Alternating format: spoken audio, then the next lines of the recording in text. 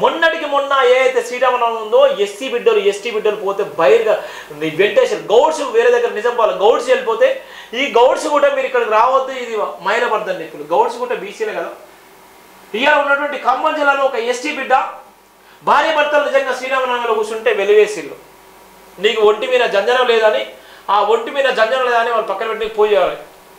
ఇదే మన సంతరం. నిన్నటికి మొన్న అఘోరి అంటోడు సీన్గాడు రాజ్యాంగం తిట్టిండు.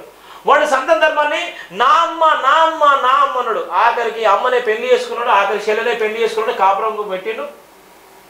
ఇవాళ ఉన్నటువంటి ఎంతో మంది జీవితాలు అని చేసిండు. ఇదా మీరు కోరుకునేది? ఎక్కడ ఉంది నీకు మానవత్వం? ఎక్కడ ఉంది సమాజంలో అందరూ ఒకే విధంగా బతకాలని? ఏం చేసుకుంటున్నాం మనం? ఏం చెప్తుంది ఇలా బైబిల్లో ఒక్కొక్కడు ఇష్టానుసారం మాట్లాడతారు. ఇలా ప్రసంగి అని అదాని ఇదాని ఇష్టానుసారంగా మాట్లాడుతూ అంటారు. అరే సంత ధర్మాలు కూడా ఉన్నాయి కదా, మనస్మృతులు కూడా అంతకన్నా భయంకరంగా ఉన్నాయి కదా. ఇవాళ ఉన్నటువంటి ఒకడు గుజరాత్లో సొంత తల్లిని పెళ్లి చేసుకున్నాడు. అదే తల్లిని పెళ్లి చేసుకొని వాడు కాపురం చేస్తున్నాడు.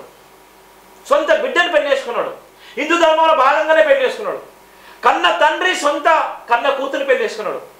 కన్న తల్లి కన్న కొడుకుని పెళ్లి చేసుకున్నది. ఇది ఎవరికి నిదర్శనం? ఏ ధర్మం చెప్తుంది? నిజంగా ఏ ఏ ఏ గ్రంథం చెప్తుంది? ఇవి ప్రశ్నిస్తే మీ మనోభావాలు దెబ్బతిన్నాయి. ఇవి అన్ని సాక్ష్యాలు కాదా? ఇవన్నీ నిజాలు కావా? ఇవన్నీ కనబడతలేవా? ఇవాళ ఉన్నటువంటి రామ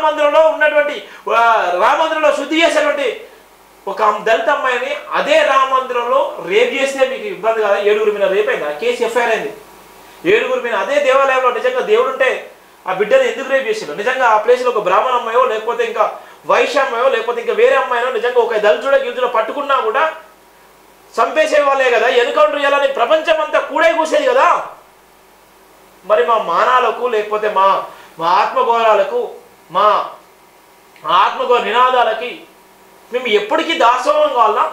మా భార్యలు అక్కలు చెల్లెలు అమ్మలు ఎన్నో సంవత్సరాల నుంచి మీకు వెట్టి చాకరీ చేసి ఏదో ధర్మంలో ఏ విధంగా 3 రోజులు ఆ ఏదైతే బ్రాహ్మణుడితో 3 రోజులు బ్రాహ్మణుతో గడిపిన తర్వాత వచ్చి భర్త దగ్గరకు వచ్చి ఉండేటువంటి సనాతన ధర్మం ఇది ఎంత బాధాకరం. ఇప్పటికి కూడా ఇంకా కొనసాగాల.